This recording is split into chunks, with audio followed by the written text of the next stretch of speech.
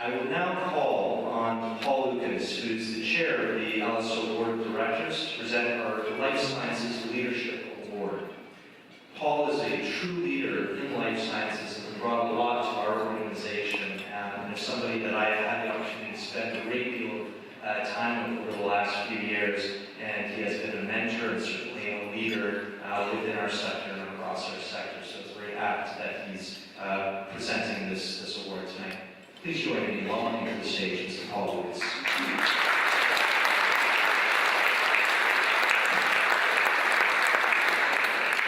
Thanks, Jason. Two words that have been used a lot tonight. One is passion, and one is young. Our next award recipient is not young, but he sure is passionate. And I love passionate people who really believe in a cause, who are willing to spend a significant amount of their time, their personal time, pushing for that cause to become a reality. And David Allan is somebody that you all know, I'm sure. He's received numerous awards, not only from LSO, but other organizations in Ontario and in Canada. And I'm very pleased tonight to award David on behalf of the LSO board with the Life Sciences Leadership Award. This is a special award. It's not one that you always see in the awards that we give out at this gala every year. It is one that we reserve for the board, specifically of LSO, to award when we see an individual that we really want to recognize for the contributions that they have made. And that's why we're awarding this today to David Allan for all that he has done in the life sciences field. I could go on for a long time outlining all of David's achievements and the organizations he's been involved with. So I'm going to try and keep this a little bit brief, but I did want to outline some of the things that David has done and why we are awarding him this evening. David has a long history of leadership roles and achievements in the field of life sciences. He is currently a member of the board of directors of Avivagen and Formation Biologics. David is a principal in Crestwell Advisors, which provides assistance and direction principally to development stage companies in the life sciences and other fields. Previously, David was CEO and chairman of Stem Cell Therapeutics, which is now Trillium Therapeutics, where he was executive chairman. He was the founding chairman and CEO of YM Biosciences, which was acquired by Gilead in 2013, and he's been involved with Canada's networks of Centres of Excellence, the Canadian Foundation for Innovation, and the Toronto Stock Exchange, and the list goes on. The board of LSO has named David the winner of this year's Leadership Award due to his extraordinary record of contribution to the life sciences over the years, particularly for his passion in the drive to address the single biggest issue facing life sciences companies in Canada today, and that's access to adequate capital to invest in companies to help them grow and develop. We want to recognize David's almost single-handed, dogged determination to advocate for the implementation of flow-through shares for life sciences companies, similar to that implemented in the resource sector. And what we want to do is encourage all policymakers in Canada to really think seriously about this opportunity. The resource sector strongly acknowledges that flow-through shares were and are the single most important policy in making Canada a world leader in the global resource arena. David has, as I mentioned at the outset, spent many of his personal hours writing letters, sitting in meetings with policymakers, giving speeches at every opportunity that he can, all to address the capital issue. As governments focus more on economic diversification and look to leverage the massive investments they make in life sciences research and development, we cannot expect them to fund the majority of the capital required to allow companies to be created and to grow. governments can, however, implement policy that encourages capital investment from private and public markets.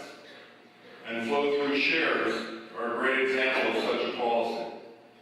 I'm going to let David tell the story because he tells it much better than anyone else. David, we're privileged to have you participate as a member of the Board of Life Sciences Ontario. We're very proud of the extraordinary commitment you have made to this issue, and we look forward to working with you to advocate for better access to capital in our sector, specifically flow-through shares, as we're going to continue to make a concerted effort to move that forward. Congratulations, David. Please come to the stage.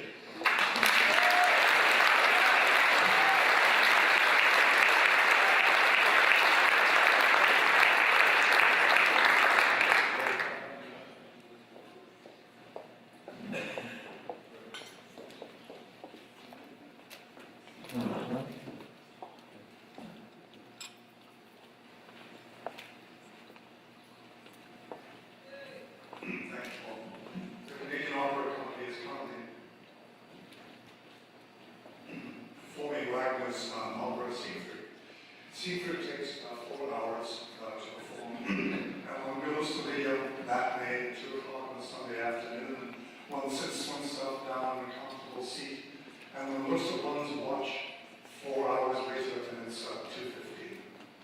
So evenings can be like that, but not this evening, because this evening has been just quite wonderful.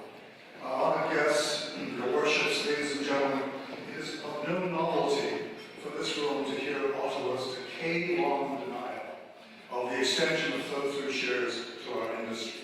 Consequently, my congratulations to Life Sciences Ontario for recognizing our enduring campaign for biological exploration to be encouraged with the same advantages available to geological exploration.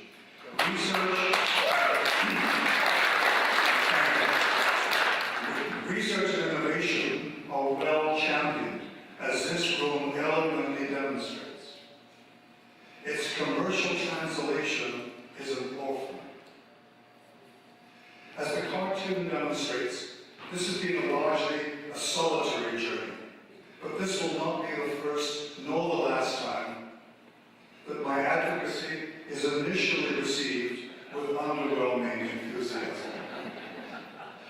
The recipient of our lifetime awards tonight, Martin Coughlin, was actually at that very event. So where are we? So wherefore my persistence? It's because these 23 words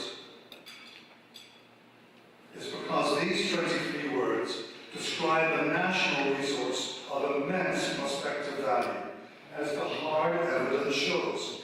In Canada, this resource competes for capital with geological exploration, where the investment risk may be reduced by some 50% from flow-through incentives, a subsidy that consequently discourages investment in the riskier process of biological exploration by those demonstrably risk-tolerant Canadian investors that have supported our natural resource eminence with billions of dollars of investment. Peer-reviewed papers are no less an exploitable natural resource than rocks, forests, and geophysical anomalies are to the natural resource industry. And biological resources have sired single companies abroad more valuable than Canada's entire mining industry. Single companies. And tens of companies abroad, each more valuable than Canada's entire forest industry. This evidence perplexes me. What is it that has resulted in Canadian public policy starving the development of this substantial national resource as a consequence of perpetuating a disincentive to its feedstock capital? Ontario has boasted that it is home to a mineral ring of fire, the most economically promising in more than a century, it is said. But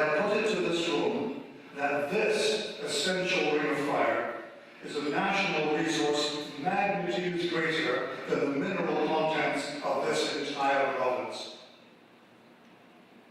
We are graced tonight by, amongst others, Her Worship Body Columbia, Mississauga, whose presence here builds on the extraordinary legacy of her predecessor, Hazel McCallion, who uniquely for every one of the past 7 or 8 years attended the annual convention of the International Biotechnology Industry Organization, and who was the only politician to follow up on our request for beating the drum of self-interest at Ottawa's dismissive door.